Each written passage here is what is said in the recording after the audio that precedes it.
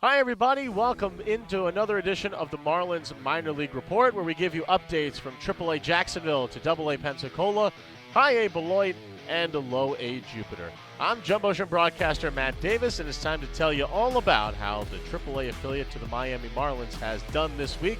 The Jumbo Shrimp are currently one game away from salvaging a series split against the Gwinnett Stripers, which means that they would have split in total their two-week homestand. They split 6 games against the Nashville Sounds last week, and they are one win away from splitting a 6-game series with the Gwinnett Stripers. Now, a little bit how the Jumbo Shrimp have been faring over the last couple of weeks. Well, it's been a roller coaster. It's been up, it's been down. They've had a lot of offense. They've had not a lot of offense. The pitching has been really good, but a couple of standouts. Jared Cerna, over his last 4 games, is hitting .462 with an 1,800 OPS. In that stretch, he has 4 extra base hits, 3 home runs, 7 RBIs.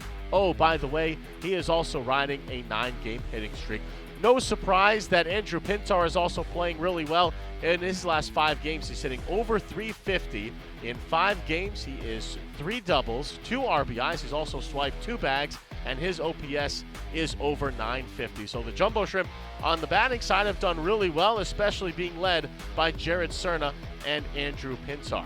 On the other side for the pitching, no surprise to see a couple of guys at the top of the order. Braxton Garrett, over his last week, has thrown a 6-inning shutout. He also struck out 6. Matt Bichard, Jack Rolson have been also phenomenal out of the bullpen. Together, they have combined for 5 scoreless innings with 6 strikeouts, and it's really good to see Matt Bichard continuing where he left off in a Jumbo Shrimp uniform last year while being part of the AAA National Championship team. The Jumbo Shrimp, again, they will send Bradley Beloit to the mound to salvage a series split with the Gwinnett Stripers, and first pitch is set for 2:05, and Gwinnett will hand the ball to a reliever in Connor Thomas to start for them. This has been your Jacksonville Jumbo Shrimp Update. Hey everybody, this is Pensacola Blue Wahoos broadcaster Eric Bramer with an update on the Miami Marlins AA affiliate in the Southern League. The Blue Wahoos have taken 3 of 5 this week on the road in Columbus against the Clingstones. They've gotten a couple dominant pitching performances. It hasn't always been enough for a win, but it certainly was last night. Luis Palacios, the winningest pitcher in Blue Wahoos franchise history, worked 5 scoreless innings of one-hit ball, and 3 different Pensacola pitchers combined for a 3-hit shutout in a 4-0 win. The Wahoos got all the offense they needed on one swing from Ian Lewis Jr. in the 3rd inning. And first to Lewis. Swing and a high fly in the air down the right field line, deep to the corner. Kilpatrick going back, and that ball is gone!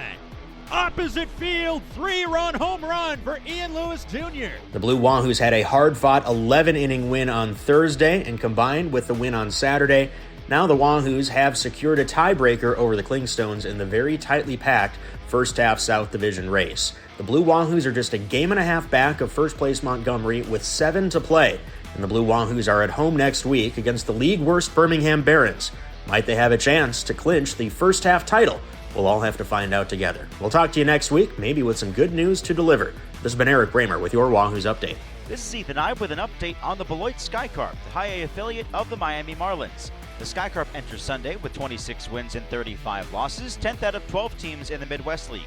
Beloit wraps up a 6-game road series with the Quad Cities River Bandits this afternoon, where the Skycarp have won 2 of the 5 games thus far. It has been a big week for Brandon Compton, Miami's 2nd-round pick last year out of Arizona State.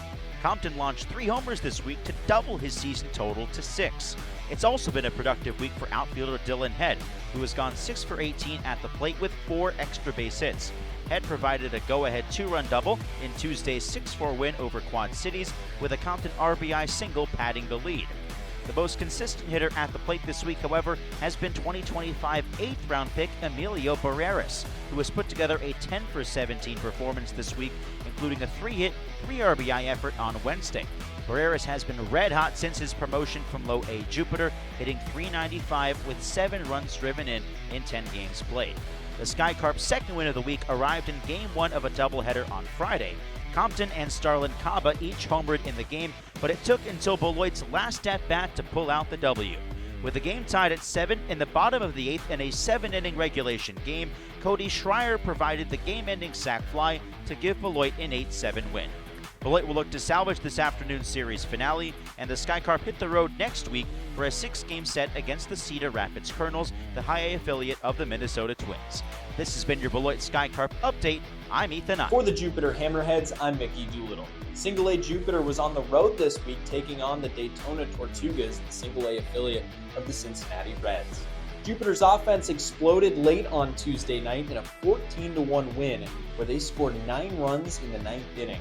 Jake McCutcheon hit a grand slam as the biggest blow in the inning, part of a 4-for-11 week as of Saturday afternoon.